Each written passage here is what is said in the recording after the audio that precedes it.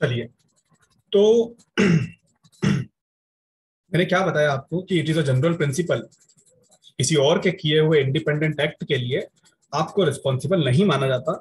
But section 34 is an exception to this general principle. और section 34 जो principal आपको बताता है, उस प्रिंसिपल को कहा जाता है जॉइंट लायबिलिटी प्रिंसिपल। इसको जॉइंट लायबिलिटी प्रिंसिपल कहा जाता है। इस चीज को आप याद रखिएगा। This principle is known as joint liability principle. यहाँ पे ये जॉइंट लायबिलिटी जो होती है आप पांचों की, हम एग्जांपल अपन पांचों वाला ही ले रहे हैं कि हम पांचों ने मिलकर मर्डर किया था। ये लायबिलिटी क्यों बनाई जाती है? ये लायबिलिटी बनाई जाती है सिर्फ इसलिए क्योंकि हम सबका एक कॉमन इंटेंशन यहाँ पे था, और उस कॉमन इंटेंशन के फर्दरेंस में हमने वो एक्ट किया था। तो एक चीज आप यहाँ पे अच्छे से याद रखिएगा कि it is the existence of this common intention which animate the accused leading to doing of a criminal act in furtherance of such intention। यानी हमारा वो कॉमन इंटेंशन है जो हम पांचों को वहां पे जॉइंटली लायबल बना के चला गया। हम पांचों वहां पे इंडिपेंडेंटली रिस्पॉन्सिबल होगा इस चीज के लिए जस्ट बिकॉज क्योंकि हमारा कॉमन इंटेंशन वहां पे बैठा हुआ था। हर पर्सन उस तरह से रिस्पॉन्सिबल माना जाएगा जिस तरह से कि वो एक्ट उसने खुद किया हो, अकेले किया हो, ऐसे रिस्पॉन्सिबल माना जाता है। सेक्शन 34 की अगर आप बात करोगे हिस्ट्री की, तो ये शुरू से ही यानी कि 1860 से ही जब से आईपीसी बना तब से ये इसके अंदर है। बट थोड़ा सा इसमें एक छोटा सा अमेंडमेंट किया था। आज तक सिर्फ एक ही बार ये अमेंड हुआ है, और वो भी आईपीसी आने के 10 साल बाद ही कर दिया गया था। 1870 में ही कर दिया गया था, जो कि सर बार्न्स पिकॉक ने किया था। वो भी एक केस के अंदर जिसका नाम था क्वीन वर्सेस गोराचंद गोपी। मैंने आपको कल इनके बारे में भी बताया था। सर बार्न्स पिकॉक, इनका नाम स्पेसिफिकली मैंने कल लिखा था, वो इसलिए लिखा था कि इन्होंने भी हमारे इंडियन पिनल कोड को मॉडिफाई करने में बहुत हेल्प की थी। तो एक ही बार आज तक सेक्शन 34 अमेंड हुआ है, वो भी 1870 में। उसके बाद से कभी भी अमेंड नहीं हुआ है। ठीक है, सवाल ये उठता है आप लोग को, अगर इसका जवाब चाहिए कि सर ऐसा क्यों किया जाता है कि जो इंसान घर के बाहर खड़े होकर सिर्फ और सिर्फ घर की पहरेदारी कर रहा है, मर्डर अंदर वाले कर रहे हैं, तो बाहर खड़े हुए इंसान को क्यों रिस्पॉन्सिबल माना जा रहा है? जॉइंट लायबिलिटी आप क्यों लगा रहे हो यहाँ पे? ये जॉइंट लायबिलिटी देखो इसलिए लगाई जा रही है क्योंकि it may be difficult to distinguish between the acts of the individual members of a party who act in furtherance of common intention and to prove exactly what part was taken by each of them।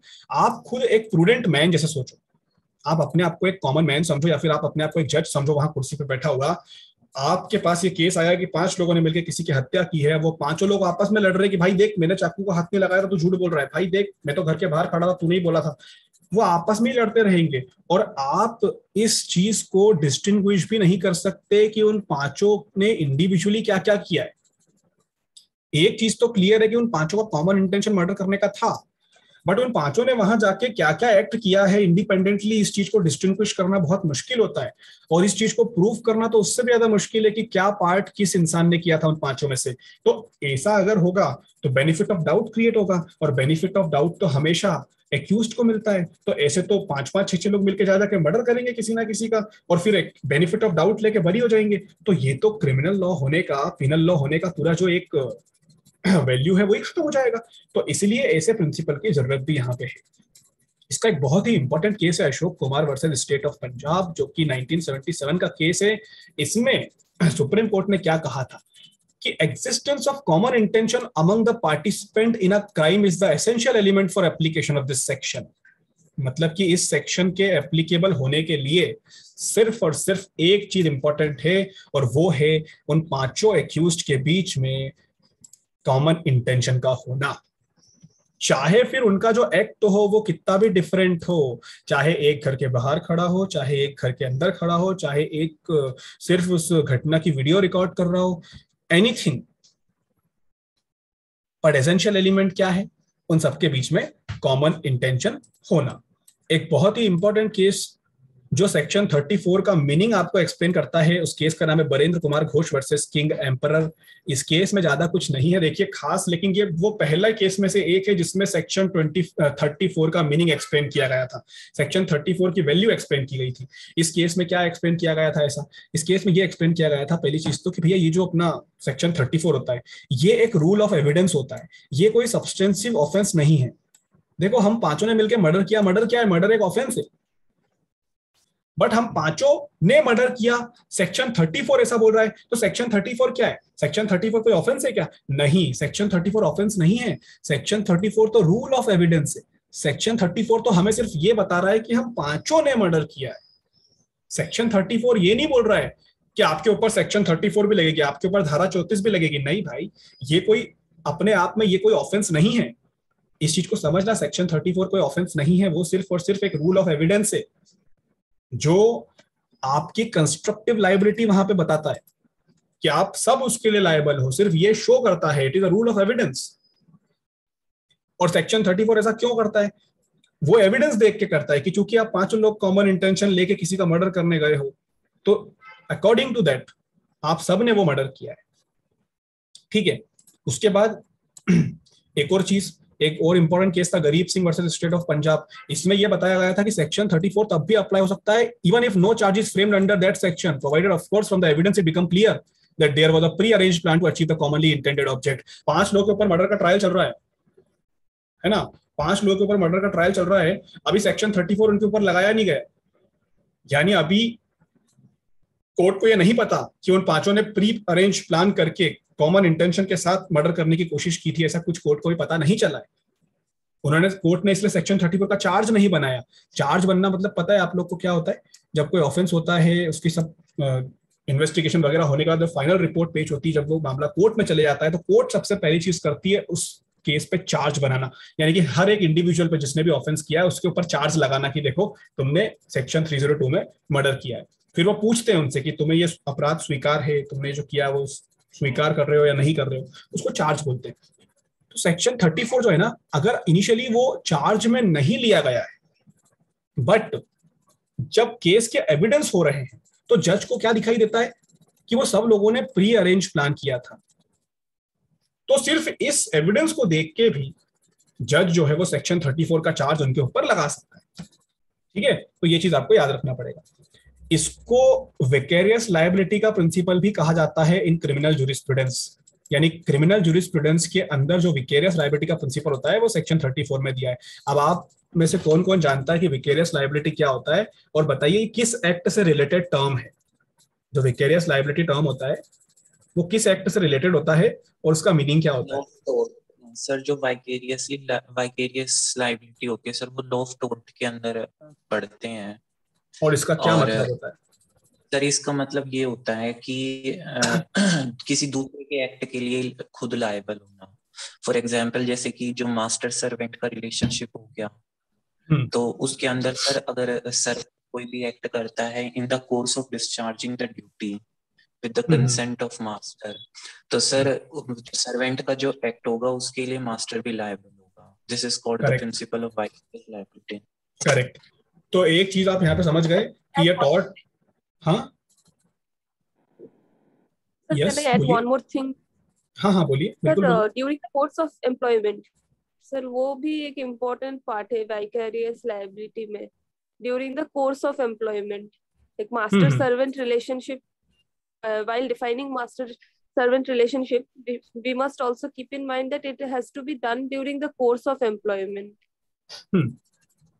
Correct. ठीक है, अगर tort law में इसको देखोगे तो आपने जो point बताए हैं वो बिल्कुल सही है। ठीक है, बट क्या होता है कि जो उसका एसेंस है वो क्या है, जो सबसे बेसिक एसेंस, कि किसी दूसरे पर्सन के एक्ट के लिए किसी दूसरे पर्सन को लायबल माना जाए, ये एसेंस है उसका, बेसिक सबसे। ठीक है, हाँ उसके अपने टॉर्ट लॉ में देखोगे तो उसके अपने खुद के अलग इंडिविजुअल प्रोविजंस दिए हैं, टॉर्ट अलग से दिए हैं, बट हमारे लिए यहाँ पे मेन चीज क्या है? ये मेन चीज है कि एक्ट किसी ने किया, रिस्पॉन्सिबल कोई हुआ। तो हम कह सकते हैं कि क्रिमिनल जूरिस्प्रूडेंस की अगर बात करोगे, इंडियन पिनल कोड की अगर बात करोगे, तो ये प्रिंसिपल हम कौन सा सेक्शन में रिकॉग्नाइज करते हैं कि एक्ट किसी ने किया, रिस्पॉन्सिबल कोई और भी हो रहा है, ये हम सेक्शन 34 में करते हैं। तो कल को कभी एमसीक्यू में क्वेश्चन बन जाए तो वहां उस पॉइंट पे आप इसको याद रखेंगे। दूसरी चीज, ये सेक्शन अट्रैक्ट कब होगा? मैंने इस सेक्शन के अट्रैक्ट होने के भी कुछ यहाँ पे इंग्रेडिएंट लिख दिए कि ये सेक्शन कब अट्रैक्ट होगा। जब कोई क्रिमिनल एक्ट होगा जो सेवरल पर्सन द्वारा किया जाएगा, ज्यादा लोगों द्वारा किया जाएगा, और वो एक्ट सबके द्वारा कॉमन इंटेंशन के थ्रू किया जा रहा है, उन सबका एक ही कॉमन इंटेंशन है। Each of such person is liable for the act in the same manner as if it were done by him alone. हर एक इंसान इस तरह से रिस्पॉन्सिबल होगा जैसे कि वो एक्ट उसने खुद किया है। But it is not necessary that all such person should be named and identified before the liability under section 34 of IPC can be invoked. ये भी एक केस है, देखो किलर 2017 का केस है ये। इसमें क्या माना था सुप्रीम कोर्ट ने कि ऐसा बिल्कुल भी जरूरी नहीं है कि जब हम कोर्ट में सेक्शन 34 का चार्ज बनाएंगे तब तक हमें उन सारे लोगों के बारे में पता चल जाए कि कौन कौन उसमें पार्टिसिपेट हुआ था। बाद में भी मालूम पड़ेगा पार्टिसिपेट हुआ था ट्रायल शुरू होने के, तो उसको बाद में भी ले सकते हैं केस के अंदर हम। फॉर एग्जाम्पल हम पांचों ने किया था वो ऑफेंस, तो हम पांचों ने किया था मर्डर, लेकिन हमें से 4 पकड़ा गए, 5वां पकड़ाया नहीं, और हम चारों ने जाके वो 5वें का बताया भी नहीं, और हमारे ऊपर चार्ज बनने लगा, सेक्शन 34 भी लग गया, हम चारों मर्डर के लिए रिस्पॉन्सिबल होने लगे। फिर अचानक से कोर्ट को मालूम पड़ता है एविडेंस से कि एक और इंसान था, तो कोर्ट उसको पकड़ के लाई जो हम पांचों में से कोई एक था, और फिर कोर्ट ने उसको देखा, एविडेंस में मालूम पड़ता है कि वो भी पार्टिसिपेट कर रहा था, तो कोर्ट ने उसको भी इंक्लूड कर लिया उसके अंदर। तो ये समझ लो कि ये जरूरी नहीं है बिल्कुल भी कि वो सारे के सारे लोग सेक्शन 34 इन्वोक होने के पहले हमें पता हो कि हाँ ये 5 लोगों ने मिलकर किया है, बाद में मालूम पड़ेगा तो भी उसको ले सकते हैं। उसके बाद इसमें और भी बहुत सारी देखो बातें बनती जाती है। नहीं, it is well settled that mere presence or association with the other member is not per se sufficient to hold each of them criminally liable for the offense committed by the other members। सिर्फ और सिर्फ किसी एक member का present होना या सिर्फ और सिर्फ उसका दूसरे मेंबर के साथ एसोसिएट होना उसको क्रिमिनली लायबल करने के लिए सफिशिएंट नहीं है। मतलब कि हम पांचों में से एक इंसान जो सिर्फ और सिर्फ खड़ा हुआ है, सिर्फ उसका प्रेजेंस होना सफिशिएंट नहीं है उसको लायबल मानने के लिए। बट मैंने तो आपको कहा कि भाई सफिशिएंट था अपने वाले केस में। क्यों? unless there is sufficient evidence on record to show that one such member also intends to know the likelihood of the commission of such an offending act। याद है हम पांचों में से जो इंसान बाहर खड़ा था वो क्यों खड़ा था? वो पहरेदारी कर रहा था। उसने क्या बोला था कि भाई तुम लोग मर्डर करो, मैं देखता हूं कोई अंदर तो नहीं आ रहा है। मतलब कहीं ना कहीं वो भी इस चीज को जानना चाहता है कि मर्डर हो गया कि नहीं हो गया, जानना चाहता है, तभी तो कहा उसने कि तुम लोग मर्डर करो, मैं देखता हूं कोई आ तो नहीं रहा है। ये चीज एविडेंस से शो हो रही है कि वो खुद भी चाहता था कि मर्डर हो, इसीलिए वहां पे वो रिस्पॉन्सिबल था। लेकिन अगर मान लो कि वो पांचों लोग, जैसे सपोज करो कि वो हम 5 लोग मिले और हम 5 में से ना, सपोज करो कि मैं जो हूं वो बाहर बैठा हुआ हूं और आप चारों आपस में बात कर रहे हो, आप चारों आपस में बात कर रहे हो कि हमें मर्डर करने चलना है, ऐसा ऐसा है, मतलब आप चारों का कॉमन इंटेंशन वहां पे हो रहा है, आप चारों की प्लानिंग वहां पे हो रही है। अब आप चारों ने वो प्लानिंग कर ली, उसके बाद आप लोगों ने मुझे बुलाया कि भाई अपने को वहां चलना है। मैंने कहा ठीक है चलो, तो फिर अपन वहां पे गए और आप चारों तो चूंकि प्लान करके आए थे मर्डर का, तो आप तो अंदर चले गए घर के और मुझे आपने बाहर खड़ा कर दिया कि तू बाहर खड़े थे। मैं खड़ा हूं, मुझे कुछ नहीं पता क्या हो रहा है, मैं प्रेजेंट हूँ घटना स्थल पे जहां पे मर्डर हुआ है, वहां मैं प्रेजेंट हूँ, बट मुझे कुछ नहीं पता कि अंदर क्या हो रहा है। ना तो मेरा इंटेंशन है कि मैं इस चीज को जानूं कि अंदर क्या हुआ, ना मैं ये जानना चाहता हूं कि अंदर क्या हो रहा है, ना मुझे पता है। तो कल को अगर वहां पे केस बन जाता है मर्डर का, तो चूंकि ऑन द स्पॉट मैं भी मिला हूं, तो कोर्ट पुलिस मुझे भी ले जाएगी कि भाई चल तू भी इनके साथ था, गाड़ी में बैठा हुआ था। बट सेक्शन 34 मेरे ऊपर एप्लीकेबल नहीं होगा, या अगर एप्लीकेबल कर भी दिया जाएगा तो किया ही नहीं जाएगा पहली बात तो, क्योंकि वहां पे एविडेंस ऑन रिकॉर्ड से ये प्रूफ होगा ही नहीं ना कि मे भी उस चीज के लाइकलीहुड में था कि वो कमीशन हो। मैं तो सिर्फ वहां पे प्रेजेंट था बस। तो mere presence is not sufficient to hold the person criminally liable. आप इस चीज को समझना। अब इसके बाद 3 लीडिंग केस है, जो तीनों केस में आपको आज शीट भेजूंगा तो आप उसमें से पढ़िएगा। एक तो Barendra Kumar Ghosh versus king emperor, जिसमें मैं ऑलरेडी आपको बताया था कि सेक्शन 34 का स्कोप पहली बार इसमें डिफाइन किया था। महबूब शाह वर्सेस किंग एम्परर और Pandurang versus state of Hyderabad. बहुत सिंपल से केसेस हैं, बहुत छोटी छोटी चीजें इसमें लिखी है। इस शीट के अंदर आपको सब दिख जाएगा डिटेल में, आप वहां से देख लेना। अब मैं थोड़ा सा बता देता हूँ बरेंद्र कुमार घोष में क्या हुआ था। इसके अंदर ये कहा गया था कि जो सेवरल पर्सन मिलके जो एक्ट करते हैं, ये जरूरी है कि वो सारे कॉमन इंटेंशन से करें उसको, and it has regard not to the offence as a whole but to the criminal act. और जरूरी नहीं है, ऐसा बिल्कुल भी जरूरी नहीं है कि वो चारों पांचों लोग जो गए हैं कॉमन इंटेंशन के लिए, वो चारों पांचों ने ही पूरा ऑफेंस किया हो, ऐसा बिल्कुल भी जरूरी नहीं हो। बस उन्होंने उस क्रिमिनल एक्ट में पार्टिसिपेट किया है कॉमन इंटेंशन के थ्रू, दैट इज सफिशिएंट, है ना।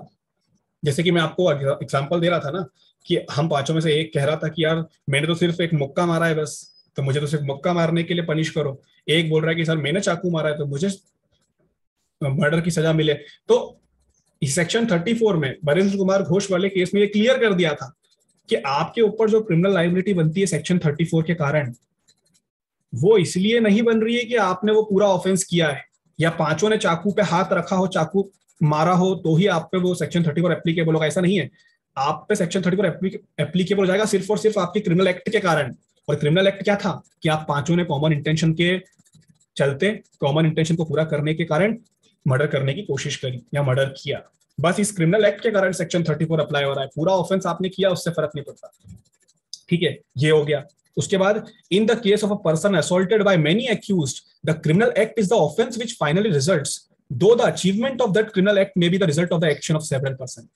तो यहां पे क्रिमिनल एक्ट क्या था कि वो इंसान मर गया, अब वो इंसान मर गया, पार्टिसिपेट तो आप सबने किया, इस बात से फर्क ही नहीं पड़ता है कि आपने कितना कितना पार्टिसिपेशन दिया है ना। तो ये वरेंद्र कुमार घोष वाले केस में चीज क्लियर कर दी थी, इसको आप याद रखिएगा। फिर बात करते हैं महबूब खान वाले केस की। इसमें क्या लिखा था कि किसी एक्यूज को अगर आप कॉन्विक्ट करना चाहते हो बाय अप्लाइंग दिस सेक्शन 34 की मदद से आप किसी को कॉन्विक्ट करना चाहते हो, तो it should be proved that the criminal act was done in concert pursuant to a pre arranged plan. पहली बार प्री अरेंज्ड प्लान नाम के शब्द का यहाँ पे इन्वेंशन हुआ था कि किसी भी एक्यूज को अगर आप सेक्शन 34 की मदद से कॉन्विक्ट करना चाहते हो कि उसने कॉमन इंटेंशन की मदद से, कॉमन इंटेंशन के साथ किसी का मर्डर किया है, तो वहां पे एक चीज दिखना चाहिए उस केस में कि उन सबका एक प्री अरेंज प्लान हुआ था मर्डर करने के लिए। ये इस केस में आया था। फिर आया पांडुरंग वाला केस। इस केस में क्या कि to attract the applicability of section 34 the prosecution is under an obligation to establish that there existed a common intention. मतलब एक चीज तो यहाँ पे भी सबसे सेम बोल दी कि सेक्शन 34 की एप्लीकेबिलिटी अगर आपको करना है तो प्रोसिक्यूशन को ये प्रूव करना पड़ेगा कि उन पांचों लोगों के बीच में कॉमन इंटेंशन था, and which require a pre arrange plan. और उस कॉमन इंटेंशन को कैसे पता लगाया जाएगा कि उनके बीच में प्री अरेंज प्लान हुआ था। एक प्री अरेंज्ड प्लान मतलब कि मर्डर करने के पहले, क्रिमिनल एक्ट करने के पहले उन्होंने सबने मिलकर प्लानिंग की थी। इस प्लानिंग से उस कॉमन इंटेंशन को एस्टेब्लिश किया जाएगा। Because a man can vicariously be convicted for the criminal act of another, the act must have been done in furtherance of the common intention of all. तो यहां पे जो वो वाइकेरियस लायबिलिटी का principal हम बना रहे थे, उसका इंग्रेडिएंट ये है कि सबके बीच में कॉमन इंटेंशन था। तो पांडुरंग वाले केस में ये क्लियर कर दिया सुप्रीम कोर्ट ने कि सेक्शन 34 अगर आपको एप्लीकेबल करना है, अप्लाई करना है, तो पहले ये पता लगा लो, प्रोसिक्यूशन इस चीज को प्रूव कर दो कि सबका कॉमन इंटेंशन था, उनका एक प्री अरेंज्ड प्लान था, उसके बाद आप सेक्शन 34 एप्लीकेबल कर सकते हैं, ठीक है। और उसके बाद यहाँ पे ये चीज कंप्लीट होती है। पार्टिसिपेशन के बारे में बात करें तो मैंने कह दिया था कि सिर्फ पार्टिसिपेट करना कंप्लीट नहीं होता है, बट पार्टिसिपेशन होना एक एसेंशियल इंग्रेडिएंट है। और पार्टिसिपेशन भी कैसा वाला, कॉमन इंटेंशन के साथ वाला पार्टिसिपेशन, यानी participation with the common intention.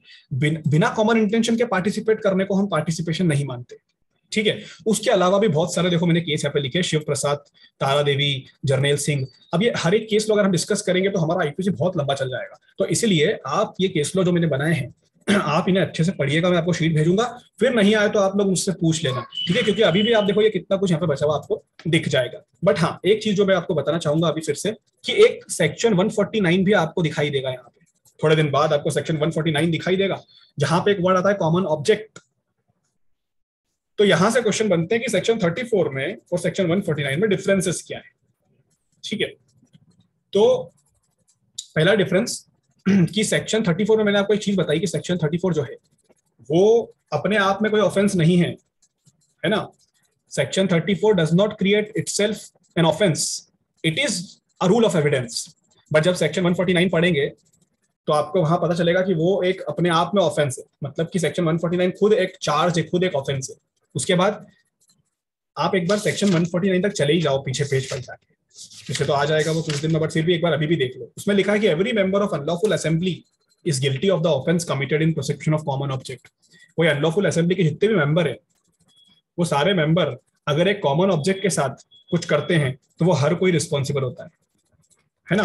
और यहाँ पे सेक्शन 34 में भी हर कोई रिस्पॉन्सिबल, इसलिए वो कॉमन लगते हैं, सेम लगते हैं। तो पहला डिफरेंस, सेक्शन 34 अपने आप में कोई ऑफेंस नहीं है, वो एक रूल ऑफ एविडेंस है, लेकिन सेक्शन 149 अपने आप में एक ऑफेंस है। सेक्शन 34 में एक्टिव पार्टिसिपेशन की जरूरत होती है ना, लेकिन सेक्शन 149 में एक्टिव पार्टिसिपेशन की जरूरत नहीं होती है। वहां पे आपको पनिशमेंट सिर्फ इसलिए दे दी जाती है क्योंकि आप उस अनलॉफुल असेंबली के एक मेंबर हो और चूंकि आपका भी एक कॉमन ऑब्जेक्ट है। फिर चाहे आप पार्टिसिपेट करो या मत करो, बट आप रिस्पॉन्सिबल कहलाओगे सेक्शन 149 में। बट सेक्शन 34 में मैंने आपको इतनी देर से क्या समझाने की कोशिश करी कि भाई कहीं ना कहीं एक्टिव पार्टिसिपेशन चाहिए, वो भी कॉमन इंटेंशन के साथ। उसके बाद सेक्शन 34 जो है वो कॉमन इंटेंशन की बात करता है, लेकिन सेक्शन 149 जो है वो कॉमन ऑब्जेक्ट की बात करता है। कॉमन ऑब्जेक्ट का मतलब होता है एक लक्ष्य, और कॉमन इंटेंशन का क्या मतलब होता है, एक सोच, एक इरादा, जिसको हम बोल सकते हैं। दोनों में बड़ा डिफरेंस होता है, क्योंकि एक चीज आप समझ लो कि जो कॉमन ऑब्जेक्ट है उसका स्कोप बहुत ज्यादा होता है as compare to intention. Intention का मतलब तो क्या होता है कि यार मेरा भी इंटेंशन है कि उसको मारना है, यार मेरा भी इंटेंशन है कि मेरे को उससे बदला लेना है। ये देखो कितनी छोटी छोटी चीजें। लेकिन कॉमन ऑब्जेक्ट मतलब क्या, हम सबका एक ही लक्ष्य है कि हमें उसकी जान लेना है, उसका खून लेके आना है साथ में, ये ऑब्जेक्ट है हमारा। तो इसका जो स्कोप और एम्पलीट्यूड होता है, जो इंटेंसिटी होती है वो ज्यादा होती है ना। तो सेक्शन 149 में एक चीज ये भी आप याद रखेंगे। उसके बाद सेक्शन 34 में मिनिमम कितने लोग होना चाहिए ऐसा कोई डिस्क्रिप्शन नहीं किया गया है। यानी 2 लोग भी हो सकते हैं मर्डर करने के लिए, 5 भी हो सकते हैं, 10 भी हो सकते हैं। कॉमन इंटेंशन कितने लोग के बीच में उससे फर्क नहीं पड़ता है। लेकिन सेक्शन 149 में जो कॉमन ऑब्जेक्ट है वो एटलीस्ट 5 लोगों के बीच में शेयर होना चाहिए। ये चीज कंपलसरी है कि एटलीस्ट 5 लोगों के बीच में वो कॉमन इंटेंशन, वो कॉमन ऑब्जेक्ट शेयर होना चाहिए। तो ये कुछ डिफरेंसेस थे यहाँ पे सेक्शन 34 और 149 के बीच में, जो मैंने आपको बता दिए। ठीक है, अब देखिए आज हमने सेक्शन 34 तक पूरा कंप्लीट कर लिया। अभी सेक्शन 34 के बाद जो कुछ और सेक्शन है ना, 35, 36, 37, वो कहीं ना कहीं सारे के सारे ये जॉइंट लायबिलिटी के ही प्रिंसिपल हैं। सेक्शन 34 को हमने काफी इलेबोरेट तरीके से समझा था, तो आप लोग इसको एक बार फिर आज पढ़ लेना, है ना। क्योंकि इसमें आप देखेंगे कि जब आप क्वेश्चन करने बैठेंगे इससे रिलेटेड, तो इतना सारा समझने के बाद भी इसमें आपको इतनी इंटरेस्टिंग चीजें और मिलेगी जहां पे आप कंफ्यूज हो सकते हैं। ठीक है, तो इसको बहुत अच्छे से पढ़ना। It is a very important topic और नॉलेज के लिए भी बहुत इंपॉर्टेंट टॉपिक है। ठीक है, जो लोग लिटिगेशन करेंगे उसमें तो बहुत ही इंपॉर्टेंट है, और जो लोग जुडिशरी की तैयारी कर रहे हैं उनके लिए भी इंपॉर्टेंट है। ठीक है, तो मैं आपको आज इसकी ये पीपीटी वाली भेज देता हूँ। तो आप ये सारे लीडिंग केसेस, सेक्शन 34 का ऑब्जेक्ट, स्कोप, ये हर चीज अच्छे से प्रिपेयर कर लेना। कल हम सेक्शन 35 से शुरू करेंगे और कल मैं आपसे सेक्शन 34 से रिलेटेड कुछ क्वेश्चन भी पूछूंगा कि आप लोगों ने केस लॉ पढ़े या नहीं पढ़े। तो अच्छे से पढ़ के आना। ठीक है, किसी को कोई डाउट है? नहीं है डाउट? चलिए, तो एक क्वेश्चन पूछूंगा, सबसे पहले कौन जवाब देगा आप लोग डिसाइड कर लेना। बरेंद्र कुमार घोष वाले केस में किस चीज के बारे में बताया गया था?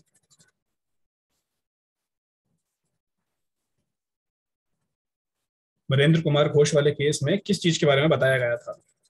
उसका बेसिक चीज क्या है? बरेंद्र कुमार घोष वाले केस के अंदर सर सबसे पहले इसका कॉमन इंटेंशन का स्कोप डिस्कस किया गया था। सर इसके अंदर सुप्रीम कोर्ट ने ये हेड किया था कि ये जरूरी नहीं है कि आपका, सर बोल लूं? हाँ बोलो।